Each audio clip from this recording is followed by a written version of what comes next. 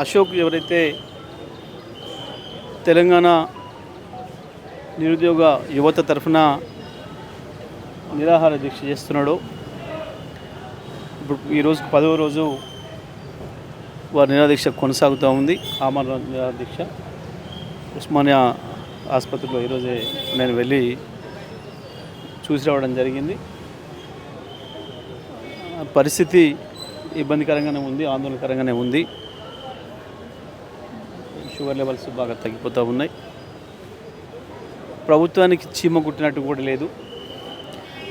వాస్తవానికి ఈ ప్రభుత్వం, కాంగ్రెస్ ప్రభుత్వం ఏర్పడడానికి కారకులు ఆయన కూడా ఒకరు. ప్రభుత్వంలో ఉండే ఖాళీలు పూర్తి చేయాలని చెప్పి నిరుద్యోగ యువత తరఫున ఆనాడు అశోక్ నగర్లో జరిగిన అనేక ఉద్యమాలకి ఆయన కూడా బాధ్యుడు. అశోక్ నగర్కి రేవంత్ రెడ్డి, రాహుల్ గాంధీని తీసుకొచ్చి నిరుద్యోగ యువతకి హామీ ఇప్పించినప్పుడు కూడా వీరు కూడా దాంట్లో భాగస్వామిగా ఉండి వీళ్ళందరి మాటల్ని నమ్మి తెలంగాణ యువత మొత్తం ఆనాడు కాంగ్రెస్ పార్టీకి మద్దతు ఇచ్చింది. ఇక్కడ హైదరాబాదులో అనేక ఇన్స్టిట్యూషన్స్లో కోచింగ్ తీసుకుంటున్న యువత, అమ్మాయిలు కావచ్చు, అబ్బాయిలు కావచ్చు, మొత్తం కూడా పెద్ద ఎత్తున జిల్లాలకు, గ్రామాలకు కూడా తరలి అక్కడ గ్రామాలలో కూడా కాంగ్రెస్ పార్టీ తరఫున ప్రచారం చేసి వాళ్ళ తల్లిదండ్రుల్ని, వాళ్ళ నానమ్మల్ని, అమ్మమ్మల్ని, తాతయ్యల్ని కూడా ఒప్పించి కేవలం మీరు ఏదో 2000 పెన్షనే చూస్తున్నారు, కానీ మాకు ఉద్యోగం వస్తే 50,000 జీతం వస్తుంది కదా అని చెప్పి మరీ ఒప్పించి వాళ్ళ కాలు పట్టుకొని బతిమాలి ఓట్లు వేయించారు. సంవత్సరం లోపే 2 లక్షల ఉద్యోగాలు వస్తాయి మాకు ఈ ప్రభుత్వం వస్తాయి అని చెప్పి రాహుల్ గాంధీ మాటల్ని, రేవంత్ రెడ్డి మాటల్ని, ప్రియాంక గాంధీ మాటల్ని నమ్మి వారు ఆ ప్రభుత్వం రావడానికి కృషి చేసినారు. కానీ ఆ యువతను మోసం చేస్తూ ఈ ప్రభుత్వం ఇప్పటివరకు 10,000 ఉద్యోగాలకు కూడా నోటిఫికేషన్లు ఇవ్వలేదు. దారుణమైన మోసం చేస్తూ ఉంది. ఇప్పటికి 2 సంవత్సరాలు పూర్తయింది. అనేక సందర్భాల్లో నిరుద్యోగ యువకులు ఈ ప్రభుత్వాన్ని ప్రశ్నించారు, వాళ్ళ దృష్టికి తీసుకొచ్చారు. ముఖ్యమంత్రి దృష్టి కావచ్చు, మంత్రుల దృష్టికి కావచ్చు, ఎమ్మెల్యేల దృష్టికి కావచ్చు.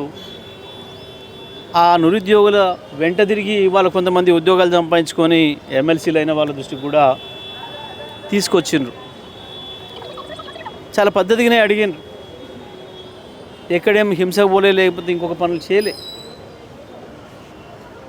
యువకులు ఎవరైనా సరే రాజ్యాంగమైన పద్ధతుల్లో, డెమోక్రటిక్ పద్ధతిలోనే అడిగినరు. ఇవాళ వాళ్ళందరి తరఫున ప్రభుత్వం ఇచ్చిన మాట నిలబెట్టుకోవాలి, వెంటనే నోటిఫికేషన్లు విడుదల చేయాలన్న డిమాండ్తోనే అశోక్ ఇవాళ వాళ్ళందరి తరఫున నిరాహార దీక్ష కూర్చున్నాడు. వాస్తవానికి నేను రిక్వెస్ట్ చేసిన వాళ్ళిద్దరిని కూడా, వైఫ్ అండ్ హస్బెండ్ని కూడా, ఇద్దరిని ఈ ప్రభుత్వానికి చీమగుట్టినట్టు కూడా లేదు. ఇది దున్నపోతు మీద వానబడ్డ పద్ధతిలో ఉంది.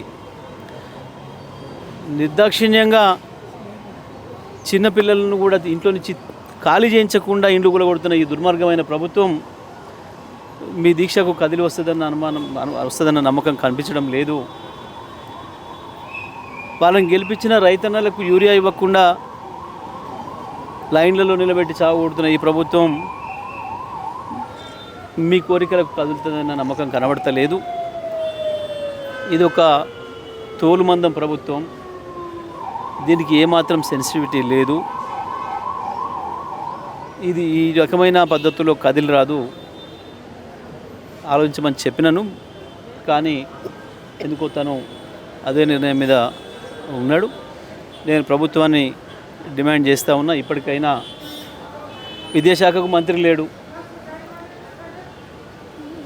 మన ముఖ్యమంత్రి నాకు చదువు అంటే బాగా ప్రేమ కాబట్టి నేనే నా దగ్గర పెట్టుకున్న విద్యాశాఖను,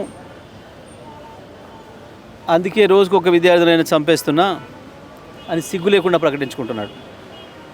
ఇప్పుడు 100 మంది పైగా విద్యార్థులను చంపినాడు. అన్నం పెట్టలేక విషాహారం ఇచ్చి. ఈ దుర్మార్గ ముఖ్యమంత్రి ఈ దీక్షలో కదులుతాడని అనుకుంటే అది పొరపాటు అవుతుంది అనే విషయం చెప్పినప్పుడు కూడా వాళ్ళు అర్థం చేసుకోవడం లేదు. నేను ప్రభుత్వాన్ని డిమాండ్ చేస్తున్నా, మీరు ఎవరిని ప్రతినిధిని పంపిస్తారో మీ ప్రభుత్వంలో ఎవరైనా ఒక మంత్రి మానవత్వం ఉన్న మంత్రి ఎవరైనా ఉంటే వచ్చి మరి అశోక్తో మాట్లాడి దీక్ష విరమింపజేయడం మంచిది. లక్షలాది మంది యువకులు యువత ఎదురు చూస్తున్నారు. వాస్తవానికి వాళ్ళ సమస్య కొరకు